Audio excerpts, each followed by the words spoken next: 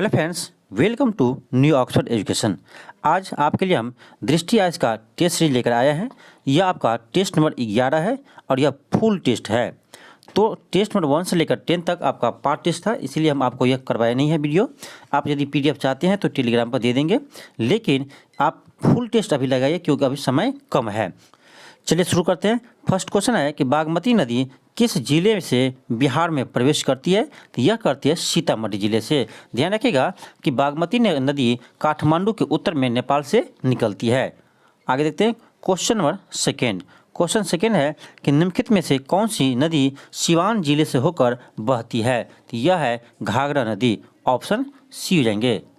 आगे देखते हैं क्वेश्चन नंबर थर्ड। क्वेश्चन है कि नालंदा जिला कितने जिले के साथ अपनी सीमा साझा करता है? तो यह करते हैं 6 जिला। ऑप्शन ए जाएंगे। तो यह जिला 6 याद रखिएगा, गया जहानाबाद, पटना, लखीसराय, शेखपुरा, नवादा। ये आपका 6 जिला है जो नालंदा से सीमा लगाती है। आगे क्वेश्चन देखते हैं क्वेश्चन नंबर 4।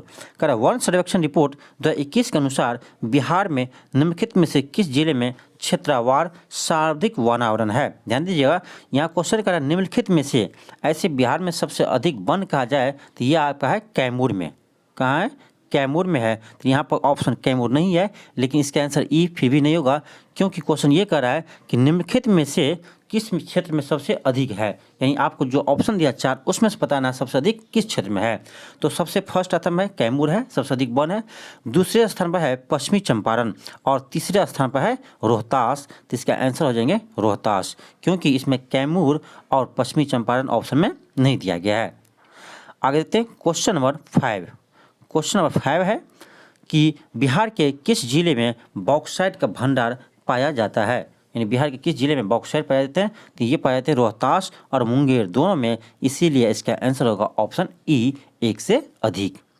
आगे देखते हैं क्वेश्चन नंबर 6। क्वेश्चन नंबर 6 है कि भीम बांध अवस्थित है? तो यह है मुंगेर में। ऑप्शन बी हो जाएंगे। 6 का ऑप्शन बी हो जाएंगे।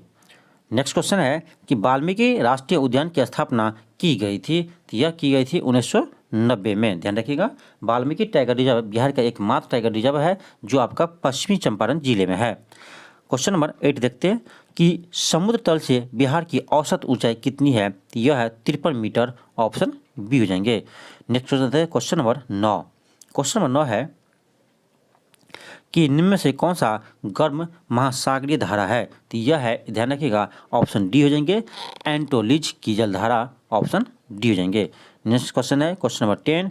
कह रहा है कि अरेबस ज्वालामुखी पर्वत अवस्थित है? तो यह है अंटार्कटिका में। ऑप्शन सी हो जाएंगे। Question number 11। क्वेश्चन नंबर 11 है कि निम्नलिखित में से कौन सा बलित पर्वत है?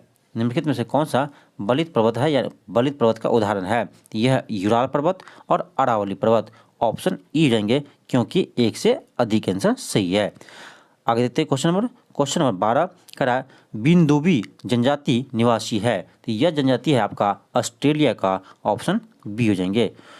क्वेश्चन नंबर 13 देखते हैं। क्वेश्चन है कि बोस्फोरस जल संधि अवस्थित है? तो 13 का हो जाएगा ऑप्शन नंबर सी, तुर्की में। आगे देखते हैं क्वेश्चन नंबर 14। क्वेश्चन है कि मच्छू नदी निम्नलिखित में से किस राज्य से होकर गुजरती है? मच्छू नदी किस राज्य से होकर गुजरती है? तो यह गुजरती है गुजरात से। ऑप्शन बी हो जाएंगे। Question number 15। क्वेश्चन है कि निम्नलिखित कथनों पर विचार कीजिए और इनमें से कौन सा सही है। सही को चयन करना है। 1 है कि प्राथमिक भूकंपीय तरंग पी तरंग प्रकाश तरंग के समान होती है? नहीं, ये गलत है। पी तरंग जो प्राथमिक भूकंपीय तरंग है वो प्रकाश के समान नहीं होती है, यह ध्वनि तरंग के समान होती है। तो ऑप्शन 1 गलत हो गया। 2 है कि द्वितीय भूकंप तरंग एस केवल ठोस पदार्थ में संचरित होती है? ये बिल्कुल सही है। 3 है कि पी तरंग का छाया क्षेत्र एस तरंग की तुलना में काफ़ी बड़ा होता है? ये गलत है। पी तरंग का नहीं, एस तरंग का छाया क्षेत्र पी से अधिक होता है। इसमें उल्टा दिया गया है, इसीलिए 1 और 3 तो आपको गलत हो गया, केवल 2 हो जाएंगे। ऑप्शन नंबर डी हो जाएंगे। आगे देखते हैं क्वेश्चन नंबर 16। क्वेश्चन नंबर 16 है आपका कि हवाई ज्वालामुखी एक प्रकार के है?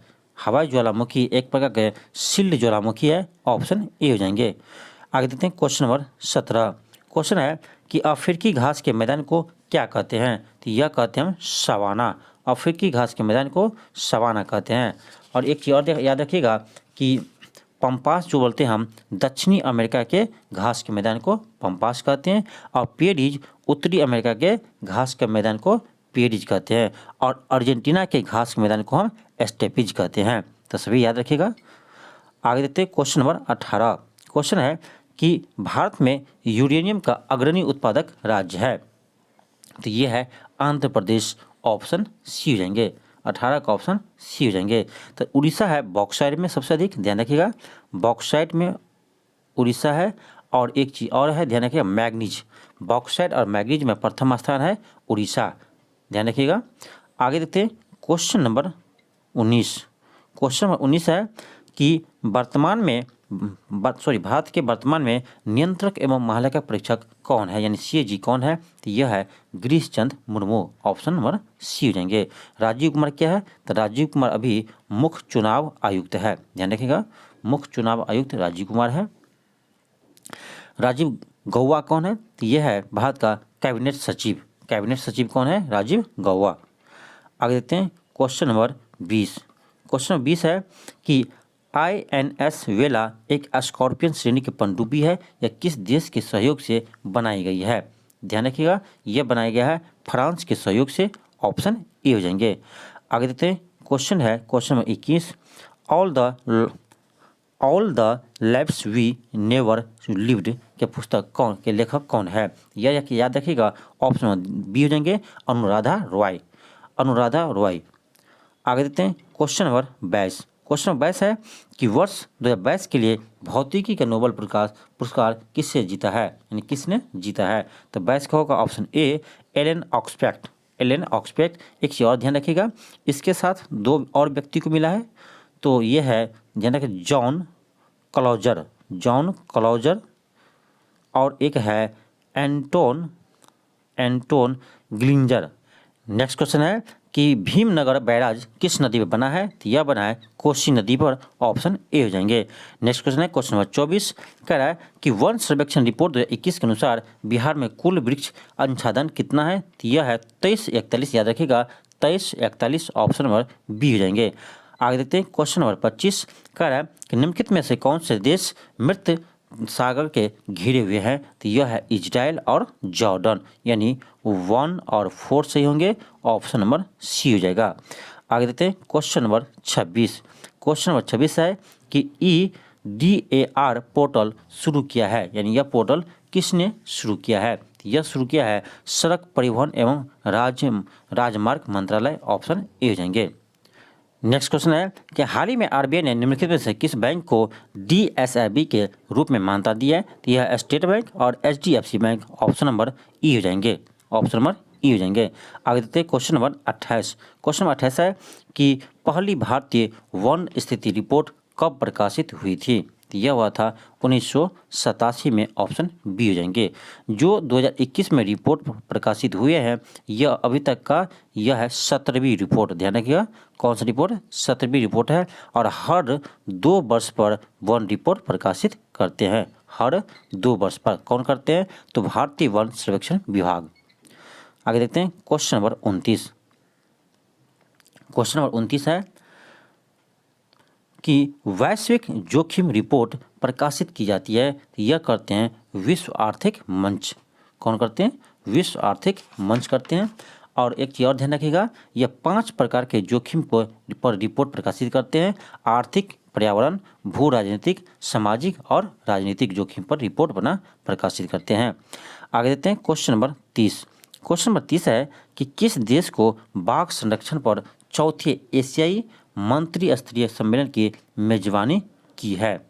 तो यह किया है, ध्यान रखिएगा, इंडोनेशिया नहीं, मलेशिया। कौन किया है? मलेशिया किया है।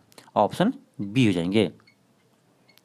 आगे देते हैं क्वेश्चन नंबर 31। क्वेश्चन है कि 15 फरवरी को बिहार में शहीद दिवस किसके सम्मान में मनाया जाता है? तो यह है 34 स्वतंत्रता सेनानियों के स्मरण में। ऑप्शन बी हो जाएंगे। आगे देते हैं क्वेश्चन नंबर 32। कह रहा युवा वैज्ञानिक पुरस्कार 2021 के प्राप्तकर्ताओं में ओम प्रकाश गुजेला बिहार के किस जिले से संबंधित है? तो यह है, ध्यान रखिएगा, ऑप्शन डी हो जाएंगे, जहानाबाद। जहानाबाद के निवासी है। आगे देखते हैं क्वेश्चन नंबर 33 कह रहा है कि शिक्षा किस वर्ष समवर्ती सूची का विषय बनी है? तो यह बना है 42वां संविधान संशोधन 1976 के द्वारा। ऑप्शन नंबर बी हो जाएंगे। आगे देखते हैं क्वेश्चन नंबर 34।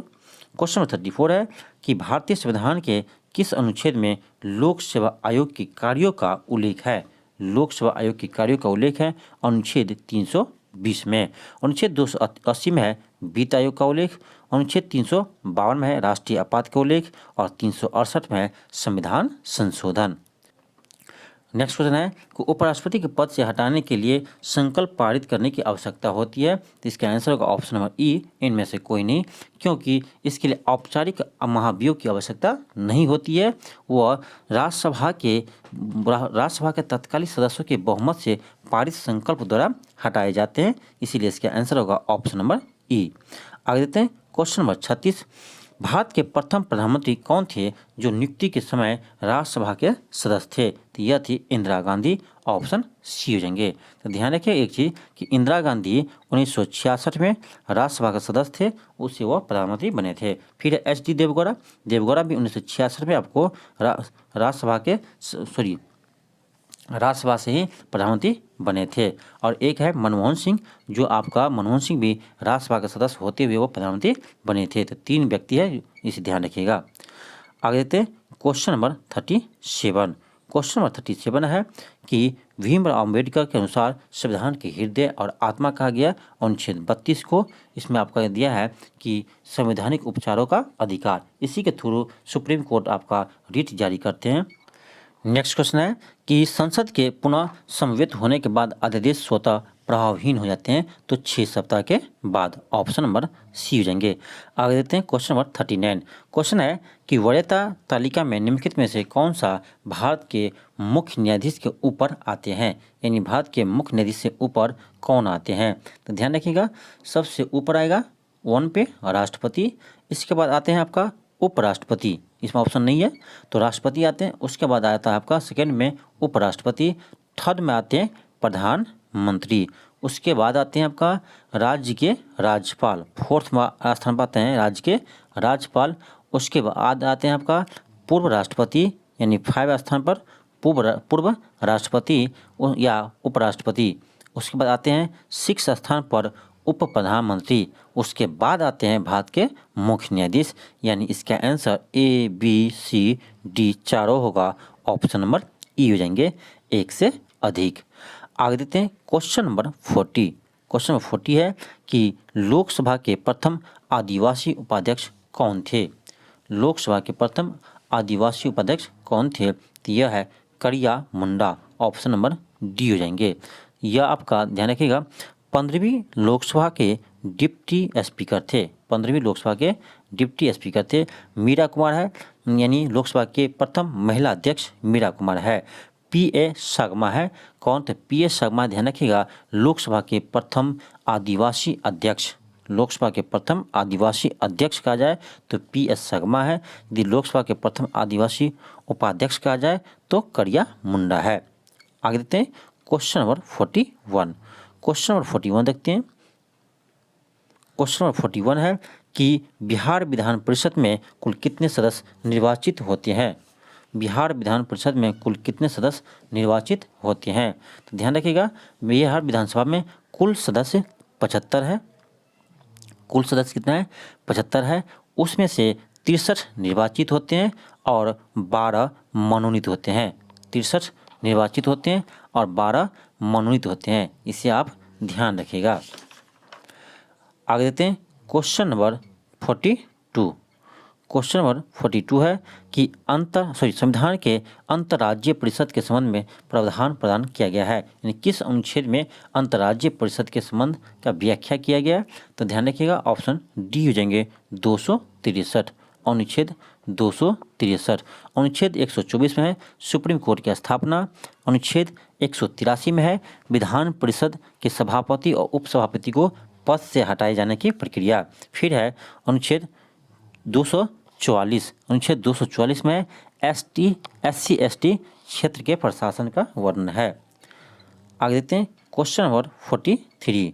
क्वेश्चन नंबर 43 है कि धूल के कणों को हटाने के लिए एक कोट को छड़ी से पीटा जाता है, यह अनुक्रिया है। तो यह अनुक्रिया है जड़त्वता, ऑप्शन बी हो जाएंगे। आगे देखते हैं क्वेश्चन नंबर 44। क्वेश्चन नंबर 44 है कि निम्नलिखित में से कौन सा उदाहरण न्यूटन के गति के तीसरे नियम का पालन करता है। तो यह एक बंदूक का प्रतिघात, यानी जब बंदूक से गोली चलाते हैं तो बंदूक पीछे की ओर आते हैं, वही है न्यूटन की तृतीय गति का एक पालन करता है नियम। तृतीय नियम है कि every action is opposite and equal reaction, यानी प्रत्येक क्रिया के विपरीत एक समान प्रतिक्रिया होती है। यह है न्यूटन का थर्ड लॉ। आगे देखते हैं क्वेश्चन नंबर 45। क्वेश्चन है कि यदि एक लिफ्ट त्वरण के साथ नीचे जा रही है, यानी एक्सेलरेशन के साथ एक लिफ्ट है जो आपको नीचे जा रही है, तो ध्यान रखिएगा नीचे जा रही, इस पर वेट तो हमेशा नीचे mg लगेगा ही, लेकिन जब वो नीचे जाएंगे तो इस पर एक सूडो फोर्स लगता है, वो ma ऊपर लगेंगे, तो इसका वेट हो जाएगा आपका घट जाएंगे mg माइनस ma, यानी जब वो त्वरण के साथ नीचे जाएगा तो इसका वेट घट जाएंगे, तो शरीर का आभासी भार उसके वास्तविक भार से कम होगा। एक चीज़ और ध्यान रखिएगा, जब लिफ्ट ऊपर जाएंगे तो उसका आभासी भार जो होगा और वास्तविक भार से अधिक हो जाएंगे। आगे देखते हैं क्वेश्चन नंबर 46। क्वेश्चन 46 है कि आपेक्षिक घनत्व का SI यूनिट क्या होता है। तो यह इसका कोई यूनिट नहीं होता है क्योंकि यह एक रेशियो होते हैं। तो ध्यान रखिएगा आपेक्षिक घनत्व का फॉर्मूला होता है कि सामग्री का घनत्व बटे 4 डिग्री C टेम्परेचर पर पानी का घनत्व। तो ऊपर भी घनत्व है, नीचे भी घनत्व है, तो घनत्व कैंसिल हो जाएंगे, इसीलिए किसी अनुपात का कोई यूनिट इसका नहीं होगा, यह यूनिट लेस होते हैं। आगे देखते हैं 47 है आपका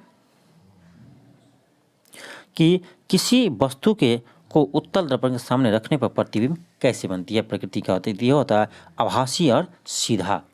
तो ध्यान रखिएगा उत्तल दर्पण से हमेशा ही आभासी और सीधा प्रतिबिंब बनता है और वस्तु से छोटा प्रतिबिंब बनता है, ऑप्शन डी हो जाएंगे। आगे देखते हैं क्वेश्चन नंबर 48।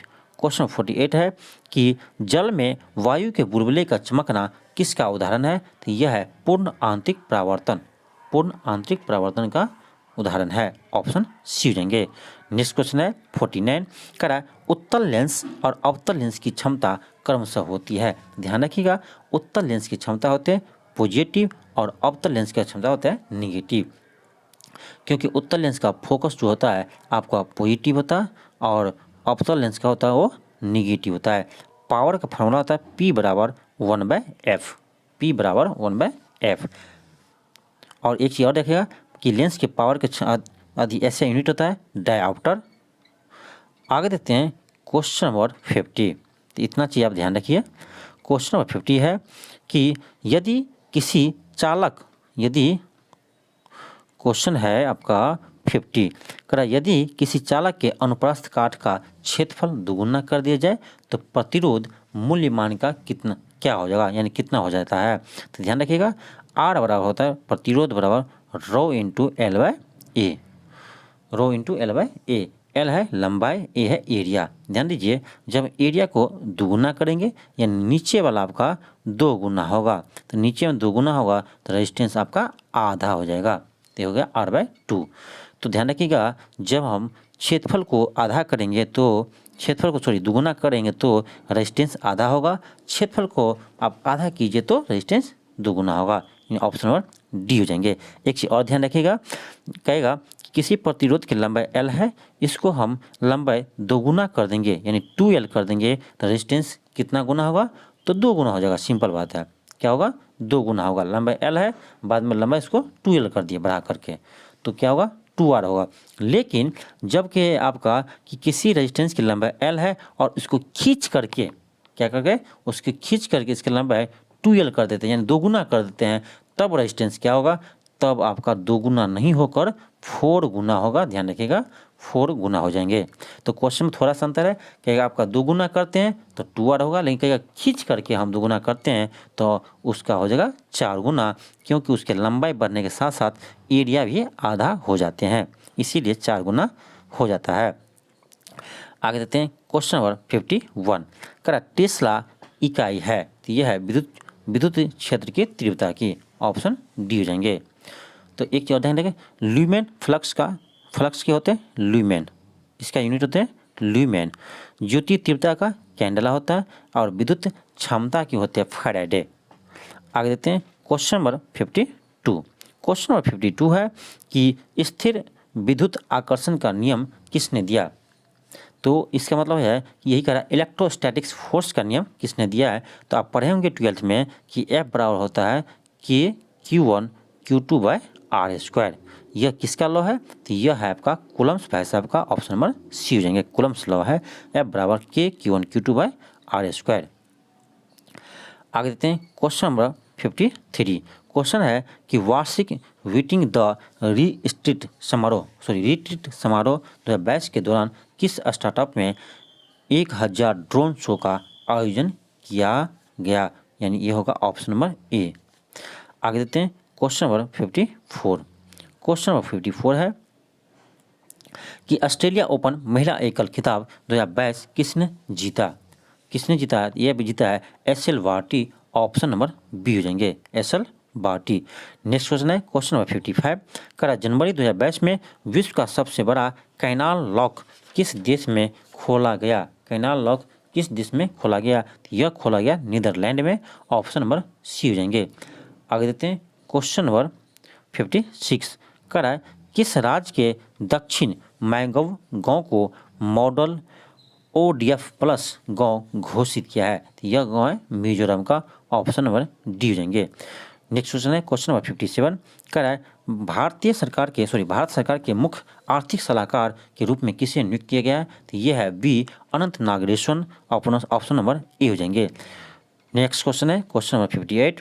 कह रहा है कि किस देश के नए राष्ट्रपति गैब्रियल बोरिक ने अपनी पहली कैबिनेट में महिलाओं को अधिकांश पद देने की घोषणा की है। तो 58 का हो जाएगा option number A Chile. Option number A Chile. आगे देखते हैं क्वेश्चन नंबर 59। क्वेश्चन है कि गणतंत्र दिवस 2022 की पूर्व संध्या पर परम विशिष्ट सेवा पद किसके लिए नामित किया है, तो Neeraj Chopra. Option number B हो जाएंगे। आगे देखते हैं क्वेश्चन नंबर 60। कह लीजेंड ऑफ बिरसा मुंडा नामक पुस्तक के लेखक कौन है, तो यह है तुहिन सिन्हा और एक साथ इसमें अंकिता वर्मा भी शामिल है, यानी दोनों मिलकर लिखे हैं अंकिता वर्मा। तो आपका हो सकता है यहाँ पर तुहिन सिन्हा है, कहीं पर अंकिता वर्मा भी हो, तो इसका ऑप्शन ई हो जाते हैं, लेकिन यहाँ पर एक ही ऑप्शन दिया है, तो ऑप्शन नंबर बी हो जाएगा। आगे देखते हैं क्वेश्चन नंबर 61। क्वेश्चन नंबर 61 है कि मियां अमोर मोतले को प्रधानमंत्री चुना गया, यानी किस देश का प्रधानमंत्री बनाया गया है, तो ऑप्शन नंबर ए हो जाएंगे बारबाडोस का। ऑप्शन नंबर ए हो जाएंगे। नेक्स्ट क्वेश्चन है कि बिहार के किस जिले में खाद्य प्रसंस्करण विश्वविद्यालय खोला जाएगा, यह पटना और मुजफ्फरपुर के बीच खोला जाएगा, यानी ऑप्शन ए और बी दोनों हो जाएंगे, इसीलिए ऑप्शन ई होंगे एक से अधिक। आगे देखते हैं क्वेश्चन नंबर 63। क्वेश्चन नंबर 63 है कि बिहार के निम्नलिखित में से किस क्षेत्र में तैरते हुए सौर ऊर्जा संयंत्र स्थापित करने की योजना बनाई है, तो यह है फुलवरिया और दुर्गावती। तो फुलवरिया है, आपको ध्यान रखिएगा, यह यहाँ पर 20 मेगावाट का संयंत्र लगाएंगे और दुर्गावती में 30 मेगावाट का, यहाँ पर 20 और यहाँ पर 30 मेगावाट। एक और ध्यान रखिएगा कि फुलवरिया जो है वह नवादा जिला में पड़ते हैं और दुर्गावती वह कैमूर जिला में पड़ते हैं। आगे देखते हैं क्वेश्चन नंबर 64। क्वेश्चन नंबर 64 है कि किस देश की संसद ने अपनी राजधानी को नू संतरा में स्थानांतरण करने के लिए कानून पारित किया है, तो इंडोनेशिया ने अपनी राजधानी जाकार्ता से नू संतरा करने की घोषणा की है। आगे देखते हैं क्वेश्चन नंबर 65। करा यूनानी स्रोतों के अनुसार बिहार का कौन सा क्षेत्र मगध की राजधानी था, तो यह पाटलिपुत्र। ऑप्शन नंबर बी हो जाएंगे। आगे देखते हैं क्वेश्चन नंबर 66। करा निम्नलिखित में से बिहार के किस जिले में बिना सिर वाले पुरुष की मूर्ति प्राप्त हुई है, तो यह हुई है पटना से। ऑप्शन सी हो जाएंगे। नेक्स्ट क्वेश्चन है क्वेश्चन नंबर 67 कि गंगा के मैदान में मानवीय क्रियाकलाप का सबसे पहला निशान पाया गया था। सबसे पहला निशान पाया गया था कलापी से। ऑप्शन नंबर ए हो जाएंगे। आगे देखते हैं क्वेश्चन नंबर 68। क्वेश्चन है कि मध्यपाषाण शब्द का प्रयोग आमतौर पर किसके लिए किया जाता था? तो ये किया जाता है, ऑप्शन नंबर डी हो जाएंगे, हेलोसीन युग के लिए। ऑप्शन नंबर डी हो जाएंगे, हेलोसीन युग के लिए। आगे देखते हैं क्वेश्चन नंबर 69। क्वेश्चन है कि आहार संस्कृति अवस्थित थे, तो यह थे राजस्थान का दक्षिण पूर्वी भाग में। ऑप्शन बी हो जाएंगे। नेक्स्ट क्वेश्चन है क्वेश्चन नंबर 70। कह रहा है राजपुत्र शब्द का प्रयोग शुरू हुआ था। राजपुत्र शब्द का प्रयोग शुरू हुआ था, तो यह हुआ था आपका 12वीं सदी में। ऑप्शन नंबर सी हो जाएंगे। आगे देखते हैं क्वेश्चन नंबर 71। कह रहा है परमाणु क्या मुख्य शाखा की राजधानी थी? परमाणु की मुख्य शाखा की राजधानी थी, तो यह थे धारा। ऑप्शन नंबर डी हो जाएंगे। आगे देखते हैं क्वेश्चन नंबर 72। इसमें आपको मैच करना है। तो एक है तोमर, तो यह होगा प्रारंभिक 12वीं शताब्दी यानी 1165। फिर है अनंतपाल, ये होगा 1130 से 1145। फिर है चौहान 1165 से 1192। पृथ्वीराज चौहान 1175 से 1192। यानी आपका हो जाएगा ऑप्शन नंबर ए 1 2 3 4। आगे देखते हैं क्वेश्चन नंबर 73। क्वेश्चन नंबर 73 है कि चौसा के युद्ध में नसरुद्दीन हुमायूं को किसने हराया था? ये हराया था शेरशाह सूरी ने। ऑप्शन सी हो जाएंगे। चौसा का युद्ध हुआ था, याद रखिएगा, 26 जून 1539 को। 26 जून 1539 को। क्वेश्चन नंबर 74 देखते हैं। क्वेश्चन नंबर 74 है कि निम्नलिखित में से किस युद्ध के बाद शेरशाह ने खुद को फरीद अल दीन शेरशाह की उपाधि अपनाया था? तो यह है चौसा के युद्ध। तो चौसा का युद्ध अभी बताएं कब हुआ था? 26 जून 1800 कहते हैं 1539 को। 26 जून 1539 को हुआ था। आगे देखते हैं क्वेश्चन नंबर 75। कह है कैप्टन विलियम्स हॉकिंस ने अपने जहाज हेक्टर के साथ सूरत कब आया था? यह सूरत आया था 1608 ईस्वी में।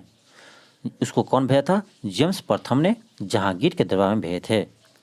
आगे देखते हैं क्वेश्चन नंबर 76। भारत में पहली डच बस्ती स्थापित हुई थी, यानी कहाँ हुई थी? तो यह हुए थे पुलिकट में। ऑप्शन नंबर ए हो जाएंगे। कब हुए थे? तो 1609 ईस्वी में। ध्यान रखिएगा 1609 ईस्वी में। आगे देखते हैं क्वेश्चन नंबर 77। कह रहा भारतीय गवर्नर जनरल के सही अवरोही क्रम का चयन कीजिए। तो इसका होगा ऑप्शन नंबर बी। पहले आया था वारेन हेस्टिंग, फिर जॉन शोर, फिर सर जॉर्ज वार्ले, फिर विलियम्स बेटिंग।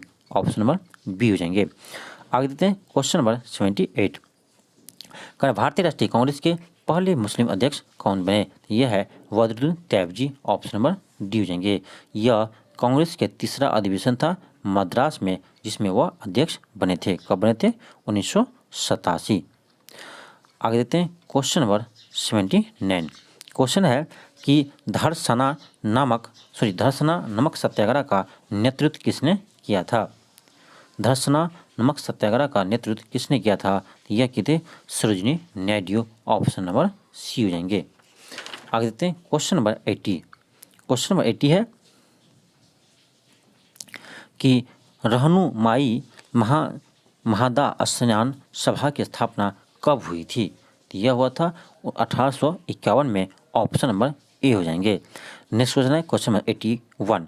निम्नलिखित में से कौन सा इंडियन लीग के संस्थापक है था? तो यह है शिशिर कुमार घोष। कौन है? शिशिर कुमार घोष। कब किए थे? 1875 में। शिशिर कुमार घोष। आगे देखते हैं क्वेश्चन नंबर 82। निम्नलिखित में से कौन कांग्रेस के उदारवादी नेता नहीं था? दादा भाई नौरोजी थे, फिरोज शाह मेहता यह भी थे, डी.ई. वाचा यह भी थे, डब्ल्यू.सी. बनर्जी यह भी थे। यानी ऑप्शन नंबर ई होगा, इनमें से कोई नहीं। आगे देखते हैं क्वेश्चन नंबर 83। क्वेश्चन नंबर 83 है कि चंपारण के नील कृषि करने वाले को लंबे समय से चल आ रही दुर्दशा का अंत किस वर्ष हुआ? तो यह हुआ 1918 में। गांधी जी ने 1917 में गए थे चंपारण सत्याग्रह में, जहां पर राजकुमार शुक्ल ने उसे बुलाए थे। उसका समाधान 1918 में हुआ था। आगे देखते हैं क्वेश्चन नंबर 84। कह रहा है अमर सोनार बंगला वर्तमान बांग्लादेश का राष्ट्रगान किसके द्वारा रचा गया है? यह रचा है रविन्द्रनाथ टैगोर, ऑप्शन डी हो जाएंगे। नेक्स्ट क्वेश्चन है 85, अनुशीलन समिति का स्थापना किसके द्वारा की गई थी? यह क्या था? प्रमथनाथ मित्र, ऑप्शन नंबर डी हो जाएंगे, प्रमथनाथ मित्र। आगे देखते हैं, इसके साथ और भी थे जतिननाथ बनर्जी और बरिंद्रनाथ घोष। आगे देखते हैं क्वेश्चन नंबर 86। क्वेश्चन नंबर 86 है कि गांधी किस वर्ष भारत लौटे थे? यह लौटे थे जनवरी 1915 को, 9 जनवरी 1915 को लौटे थे। इसीलिए हम लोग हर वर्ष 9 जनवरी को प्रवासी दिवस मनाते हैं। हर वर्ष नहीं अभी मनाते, अब 2 वर्ष में मनाते हैं। आगे देखते हैं क्वेश्चन नंबर 87, यूरोपीय व्यापारिक कंपनियों ने किस बाजार से दास खरीदे? बिहार से, ऑप्शन नंबर डी हो जाएंगे। आगे देखते हैं क्वेश्चन नंबर 88, कह रहा है मुस्लिम लीग द्वारा पाकिस्तान प्रस्ताव पारित किया गया था? तो ये लाहौर अधिवेशन में किया गया था, ऑप्शन ए हो जाएंगे। नेक्स्ट क्वेश्चन है 89, निम्नलिखित में से कौन सा INA के बारे में सही नहीं था? तो ये इसमें चारों बात सही है, A B C D, इसीलिए ऑप्शन नंबर ई हो जाएंगे इसका आंसर, ऑप्शन नंबर ई हो जाएंगे। आगे देखते हैं क्वेश्चन नंबर 90। क्वेश्चन है कि निम्नलिखित में से किसने बिहार के गया जिले में किसान सभा आंदोलन में सक्रिय किया, यानी सक्रिय किया था? कहाँ पर? तो गया जिले में। तो ध्यान रखिएगा, यह होगा आपका ऑप्शन नंबर बी हो जाएंगे, जदुनंद शर्मा, ऑप्शन नंबर बी हो जाएंगे। नेक्स्ट क्वेश्चन है 91, कह रहा है बक्सर का युद्ध निम्नलिखित में से किस तिथि को लड़ा गया था? तो यह लड़ा गया था 22 अक्टूबर 1764 ईस्वी में, ऑप्शन डी हो जाएंगे। नेक्स्ट क्वेश्चन है क्वेश्चन नंबर 92, इसमें आपको मिलान करना है। प्रथम आंग्ल मैसूर युद्ध मद्रास की संधि समाप्त हुआ था, बिल्कुल सही है। सेकेंड है द्वितीय आंग्ल मैसूर युद्ध मैंगलोर की संधि, सही है, ये भी सही है। 3 होगा कि तृतीय आंग्ल मैसूर युद्ध श्रीरंगपट्टनम की संधि। चौथा है चतुर्थ आंग्ल मैसूर युद्ध मैसूर के ब्रिटिश सेना द्वारा जीत लिया गया, बिल्कुल सही है, यानी ऑप्शन ए हो जाएंगे 1 2 3 4। आगे देते हैं क्वेश्चन नंबर 93 है कि वर्ष 1875 में न्यूयॉर्क शहर संयुक्त राज्य अमेरिका में थियोफिजिकल सोसाइटी की स्थापना किसने किया था? तो ऑप्शन नंबर ए हो जाएंगे HP वलास्की, ऑप्शन नंबर ए हो जाएंगे। ये भी था SS ऑकलैंड, यह भी शामिल थे, इसीलिए इसका आंसर होगा ऑप्शन नंबर ई हो जाएंगे, ऑप्शन नंबर ई हो जाएंगे। आगे देखते हैं नेक्स्ट क्वेश्चन है 94 है कि बिहार स्टूडेंट क्रेडिट कार्ड योजना के तहत छात्रों के लिए कितनी राशि ऋण स्वीकृत की जाती है? तो यह करते हैं 4 लाख, ऑप्शन नंबर सी हो जाएंगे। आगे देखते हैं क्वेश्चन नंबर 95, कह रहा मुख्यमंत्री निश्चय स्वयं सहायता भत्ता योजना के लिए आयु समूह क्या है? तो यह है 20 से 25 वर्ष, ऑप्शन नंबर बी हो जाएंगे। आगे देखते हैं क्वेश्चन नंबर 96, कह रहा बिहार औद्योगिक निवेश नीति किस दिन शुरू की गए थे? तो यह किए थे 1 सितंबर 2016 को। आगे देखते हैं क्वेश्चन नंबर 97। क्वेश्चन नंबर 97 है आपका कि बिहार बजट 2022-23 के अनुसार राजस्व अधिशेष की राशि अनुमानित है, यह होगा ऑप्शन नंबर बी 47-48, ऐसे याद रखिए 47-48। आगे देखते हैं क्वेश्चन नंबर 98। क्वेश्चन है कि हाल ही में बिहार बजट के अनुसार मध्याह्न भोजन योजना के लिए कितनी राशि आवंटित की गई है? तो 300 करोड़, ऑप्शन सी हो जाएंगे। नेक्स्ट क्वेश्चन है कि स्टैंड अप इंडिया योजना संबंधित है, तो यह है अनुसूचित जाति और जनजाति से और सभी महिलाओं वर्ग से, इसमें लिखा है विधवा महिलाओं, तो सभी महिलाओं में विधवा महिला भी शामिल है, इसीलिए इसका आंसर ई होगा, ऑप्शन यानी बी और डी दोनों सही है। आगे देखते हैं क्वेश्चन नंबर 100, करा ई नेम पोर्टल संबंधित है, तो यह है कृषि से, ऑप्शन ए हो जाएंगे। यहाँ से आपका 101 से आगे आपका रीजनिंग और मैथ का क्वेश्चन है, तो जितना क्वेश्चन यहाँ पॉसिबल होगा वो हम सोल्व कर देंगे, बाकी क्वेश्चन रह गए उसका हम आपका सॉल्यूशन का PDF अपलोड कर देंगे, यहाँ से आप सॉल्यूशन देख लीजिएगा, यह आपका PDF टेलीग्राम पर मिल जाएंगे। तो इस क्वेश्चन देख लीजिए, यहाँ लिखा है PRE यानी और यहाँ पर अंक है, यहाँ देखिए पी का डिजिट क्या लिखा है 6, ऐसी होगा तो पी है यहाँ भी 6 होगा, फिर आर है यहाँ 8 होगा, 6 8 ऑप्शन बी में है।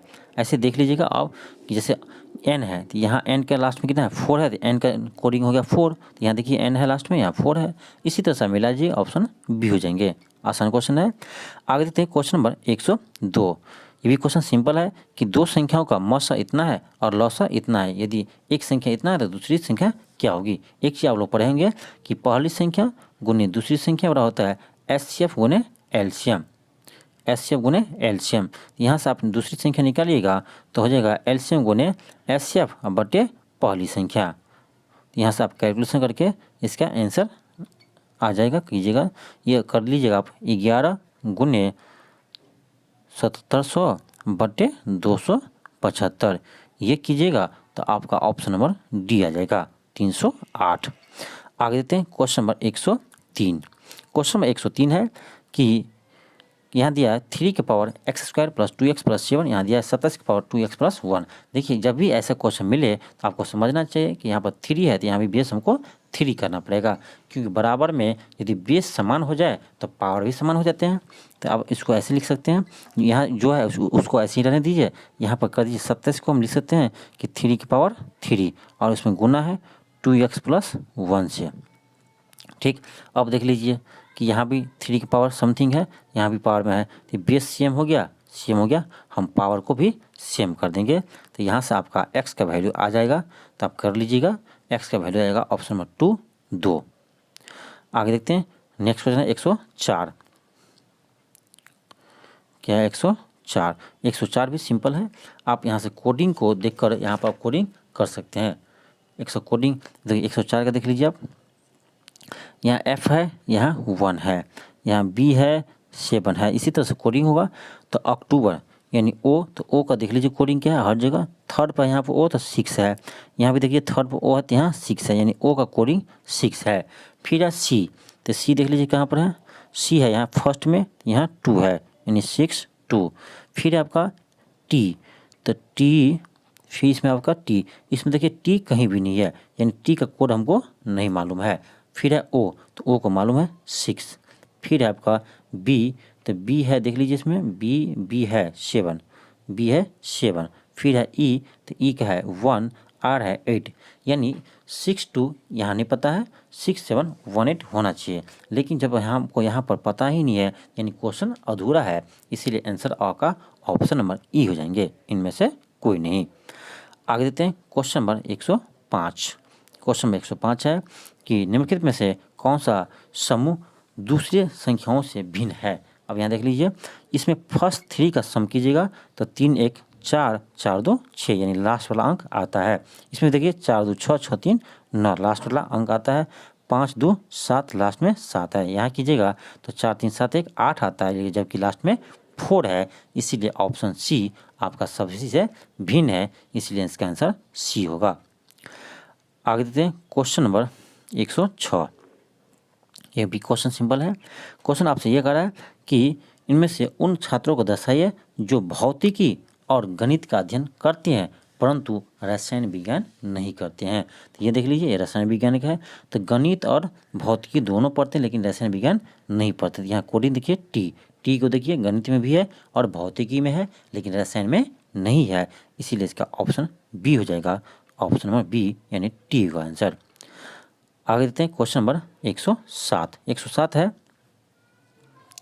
यह क्वेश्चन आपका रीजनिंग से करा, एग्जिबिट डिस्प्ले, फिर है सेंड तो एडिट, यानी इसका ये पर्यायवाची है तो इसका भी पर्यायवाची होगा एडिट, ऑप्शन नंबर डी हो जाएंगे। नेक्स्ट क्वेश्चन है क्वेश्चन नंबर 108 कह यदि किसी पुस्तक के मूल्य में पहले 25% की कमी आती है फिर उसका मूल्य में 20% की वृद्धि आती है तो पुस्तक के मूल्य में शुद्ध परिवर्तन क्या होगा। तो एक चीज़ आप सिंपल याद रखिएगा कि इसको जब भी बनाना था हमको इस पर बनाते हैं, आसानी से बन जाता है, a + b into A B by 100, a + b into A B by 100। तो इस पर आप देखिए जब आपका क्या वृद्धि, ए को प्लस ले लेना है, कहेगा कमी तो उसको माइनस ले लेना है, लेकिन फार्मूला आपको यही लगाना है, चाहे कमी कहे चाहे वृद्धि कहे। तो यहाँ पर देखिए आपको यूज करके दिखाते हैं। क्वेश्चन कह रहा है कि पुस्तक में पहले 25% कमी हुई तो एक 25% माइनस में ले लेते हैं, और कह रहा है फिर 20% वृद्धि हुई उसको प्लस में ले लेते हैं। तो ए प्लस बी हुआ, प्लस ए इंटू बी, तो प्लस करेंगे, यहाँ पर माइनस है तो प्लस माइनस माइनस हो जाएगा 25 गुने 20/100। अब यहाँ से कैलकुलेशन कीजिए, 25 चुका 100, 4 पंचे 20, यानी 25 5 30 हुआ माइनस में, और प्लस 20 हुआ, यानी आपका -10 हो गया। ऑप्शन माइनस में आया तो समझिए क्या होगा, कमी होगा। तो -10 का मतलब हुआ 10% की कमी आई है। यदि प्लस में 10 आते तो बोलते हैं 10% की वृद्धि हुई है। ऑप्शन बी हो जाएंगे 10% की कमी। 109 क्वेश्चन देखिए, 109 है कि यदि दो संख्याओं का योग 55 है और उनका म और ल क्रमशः इतना n 5 यानी 120 है, तो उन संख्याओं के व्युत्क्रम यानी उल्टा का योग क्या होगा। मान लीजिए कोई संख्या x और y है, तो इसके व्युत्क्रम का योग पूछ रहा है आपसे, तो 1/x हो जाएगा और 1/y हो जाएंगे। इसका आपका सम पूछ रहा है, एलसीएम कीजिएगा तो ऊपर आएगा x + y बटे x × y। ये सिंपल है। अब देख लीजिए x + y का हमको मान दिया ही है, दो संख्या को योग दिया है कितना 55 दिया है।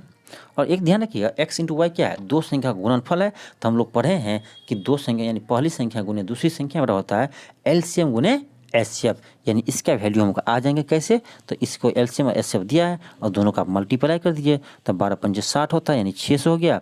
अब उसको कर दीजिए तो आएगा आपका 11 पचे 55 और 12 पंचे 60, यानी आ गया 11/120। Option number B. यदि आपको यहाँ समझ में नहीं आता है तो कोई बात नहीं है, आपका सभी का सॉल्यूशन मिल जाएंगे, आप वहाँ से आराम से समझ सकते हैं।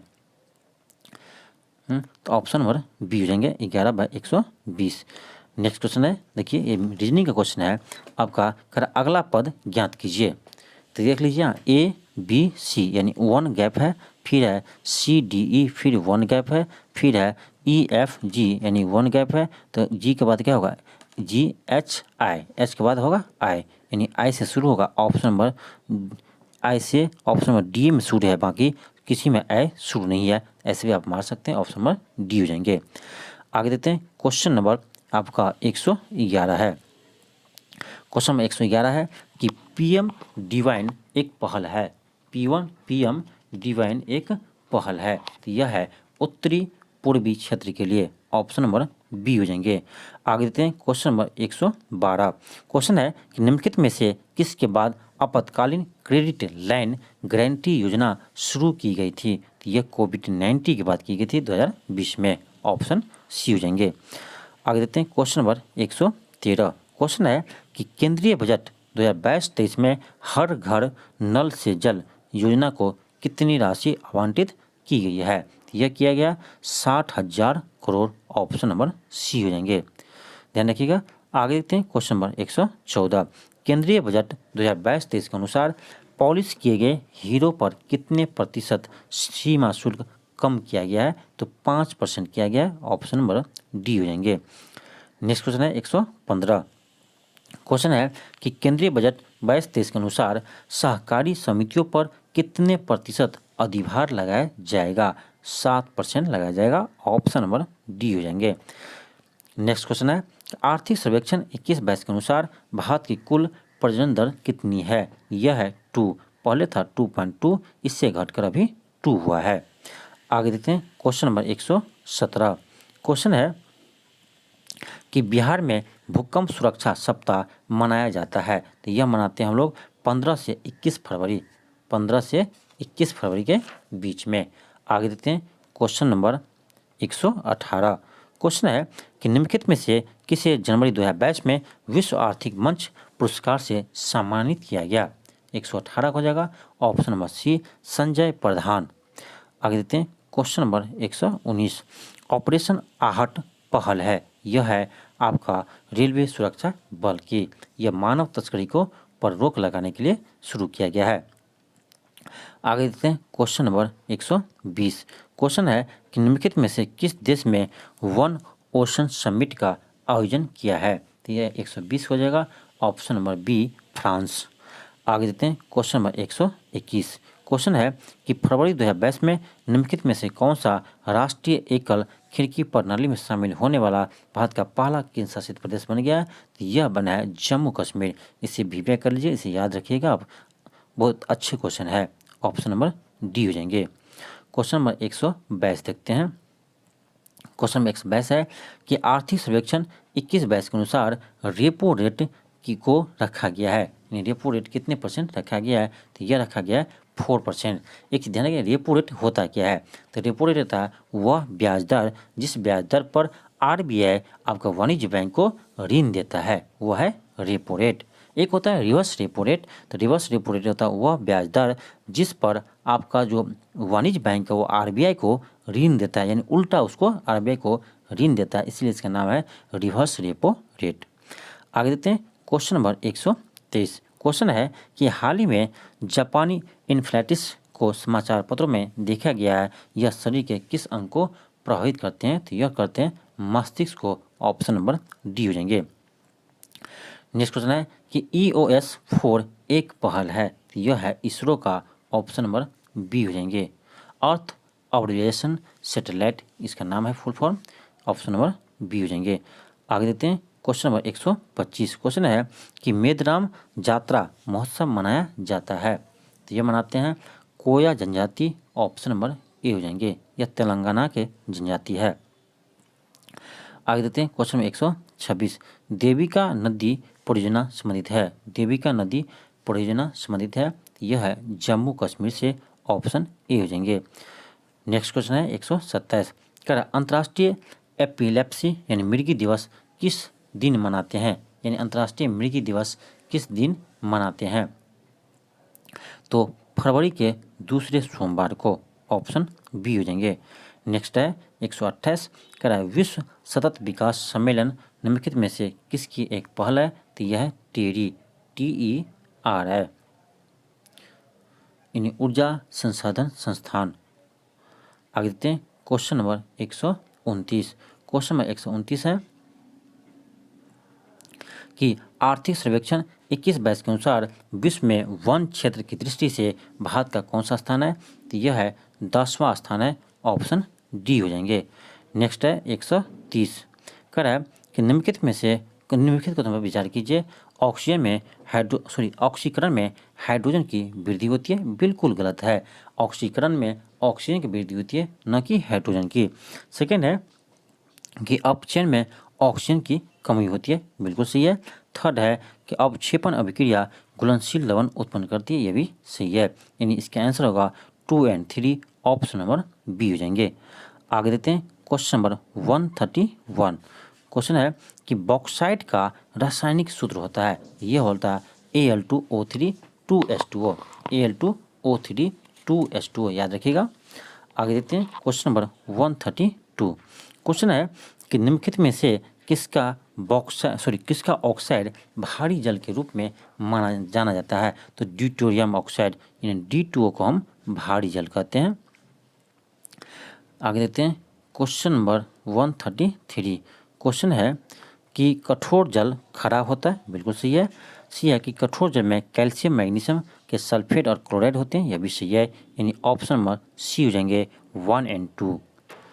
आगे देखते हैं क्वेश्चन नंबर 134। 134 कह रहा है उत्क्रम प्रासरण है, उत्क्रम प्रासरण है। ऑप्शन बी हो जाएंगे जल शोधन प्रौद्योगिकी। आगे देखते हैं क्वेश्चन नंबर 135। अमोनिया यौगिक है, तो अमोनिया का सूत्र होता है NH3। ऑप्शन ए हो जाएंगे नाइट्रोजन और हाइड्रोजन का। आगे देखते हैं क्वेश्चन नंबर 136। क्वेश्चन है कि पृथ्वी के वायुमंडल में नाइट्रोजन का प्रतिशत है, तो यह है 78। ऑप्शन सी हो जाएंगे। नेक्स्ट क्वेश्चन है 137। क्वेश्चन है कि निम्नलिखित में से किसे स्ट्रेंजर गैस के रूप में जाना जाता है? तो यह है जेनॉन। ऑप्शन सी हो जाएंगे। जेनॉन को स्ट्रेंजर गैस कहते हैं। आगे है 138। निम्नलिखित में से कौन सा तत्व नींद को प्रेरित करता है? तो यह है ethyl alcohol. Option number B हो जाएंगे। आगे देखते हैं क्वेश्चन नंबर 139। कह रहा है निम्नलिखित में से कौन सा पॉलीमर का उदाहरण है? तो लकड़ी बिल्कुल है, रबर भी है, कपास भी है और प्रोटीन भी है। ऑप्शन ई हो जाएंगे एक से अधिक। आगे देखते हैं 140 का है कि सिल्वी कल्चर संबंधित है। ऑप्शन बी हो जाएंगे वनों के स्वास्थ्य और गुणवत्ता को नियंत्रित करने के अभ्यास से। क्वेश्चन है 141 का आंसर होगा कि निम्नलिखित युग्म से कौन सा सही सुमेलित युग्म को ज्ञात कीजिए। तो इसका आंसर होगा ऑप्शन नंबर ए सीरोलॉजी, रक्त सीरम का वैज्ञानिक अध्ययन। आगे देखते हैं क्वेश्चन नंबर 142 निम्नलिखित में से किसने फिलॉसफी जूलॉग पुस्तक लिखी है। फिलॉसफी जूलॉग यह होगा Jean Lamarck. Option number A हो जाएंगे जीन लेमार्क। आगे देखते हैं क्वेश्चन नंबर 143 निम्नलिखित में से किसने उत्परिवर्तन सिद्धांत दिया है। उत्परिवर्तन सिद्धांत दिया ऑप्शन डी हो जाएंगे हुगो डी ब्रिज। आगे देखते हैं क्वेश्चन नंबर 144 नेक्स्ट क्वेश्चन है कि आर्किटिक उदाहरण है यह है MP फैट्स का। ऑप्शन नंबर बी हो जाएंगे। आगे देखते हैं क्वेश्चन नंबर 145 हल्दी पौधे के कौन सा भाग खाने योग्य होता है। यह होता है तना। ऑप्शन बी हो जाएंगे। नेक्स्ट है 146 है। क्वेश्चन है कि निम्नलिखित में से किसे कोशिका के आत्मघाती थैली के नाम से के रूप में जाने जाते हैं। तो यह है लेसोसोम। लेसोसोम को आत्महत्या की थैली कहते हैं। ऑप्शन डी हो जाएगा। नेक्स्ट क्वेश्चन है कि निम्नलिखित में से किसने गुणसूत्र नाम दिया है। यह दिया वाल्डियर ने। गलती से आप ग्रेगर मेंडल नहीं मार दीजिएगा क्योंकि ग्रेगर मेंडल को हम अनुवांशिक का जनक कहते हैं, लेकिन गुणसूत्र का नाम जो दिया है वो दिया है वाल्डियर ने। आगे देखते हैं क्वेश्चन नंबर 148 क्वेश्चन है कि निम्नलिखित में से कौन सा मांसपेशियों को हड्डियों से जोड़ता है। यह है टेंडन। ऑप्शन बी हो जाएंगे। आगे देखते हैं क्वेश्चन नंबर 149 कह रहा है कि मानव कपाल में शामिल है। मानव कपाल में शामिल है। ध्यान रखिएगा मानव कपाल में 22 हड्डियाँ शामिल है। कितना 22 हड्डियाँ शामिल है। ऑप्शन बी हो जाएंगे। नेक्स्ट है और लास्ट क्वेश्चन है कि प्राकृतिक पदार्थ जिसमें आयरन होता है यह है मायोग्लोबिन। ऑप्शन बी हो जाएंगे। थैंक यू, धन्यवाद। नेक्स्ट वीडियो में आपको हम अगले वीडियो में हम आपको टेस्ट नंबर 12 लेकर आएंगे।